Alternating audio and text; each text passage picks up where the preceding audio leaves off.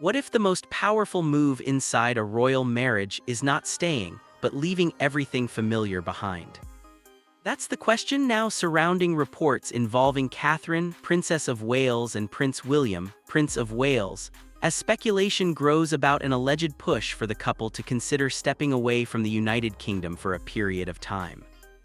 And while nothing has been officially confirmed by the palace, the conversation alone has been enough to set off waves of debate across royal watchers, media outlets, and social platforms. Because this isn't just about travel. It's about pressure, privacy, and survival inside one of the most scrutinized institutions in the world. Reports circulating in entertainment and royal commentary circles suggest that Catherine may be encouraging a temporary relocation or extended break abroad for the family, with the intention of shielding their children and reducing constant public exposure. But that's where things become complicated. Because within the royal framework, even the idea of stepping back carries enormous weight. According to speculation, the motivation behind such discussions is not about escape, but about protection. Over the past few years, both Catherine and Prince William have faced intense media attention, particularly surrounding health concerns, family responsibilities, and their increasing roles within the monarchy. And that pressure, insiders claim, has only intensified in recent months. But this is where the story takes a more emotional turn. Supporters of the royal couple argue that Catherine, in particular, has been more focused than ever on creating stability for her children, Prince George, Princess Charlotte, and Prince Louis. And in that context, the idea of leaving the UK, even temporarily, is being framed by some as a way to create normalcy away from constant public visibility. Not separation from duty, but protection from pressure. Still, the idea has sparked immediate controversy. Because for Prince William, the future role of king comes with expectations that are deeply rooted in the United Kingdom. Any suggestion of long-term relocation raises questions about responsibility, duty, and timing. And that tension is exactly what makes this narrative so compelling. On one side, there is the argument for well-being. On the other, there is the weight of tradition. And somewhere in between is a family trying to navigate both. Sources within royal commentary circles suggest that recent private discussions may have centered around balancing public obligations with personal space. The idea is not necessarily a permanent move, but a strategic step back, potentially to allow the family more privacy during a sensitive period.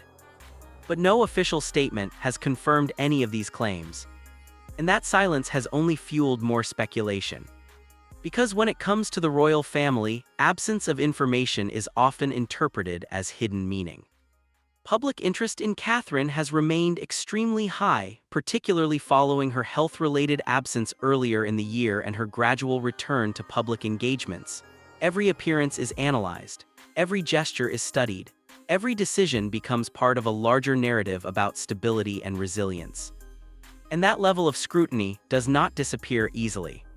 Prince William, meanwhile, continues to manage a growing list of royal responsibilities while balancing his role as a father and public figure.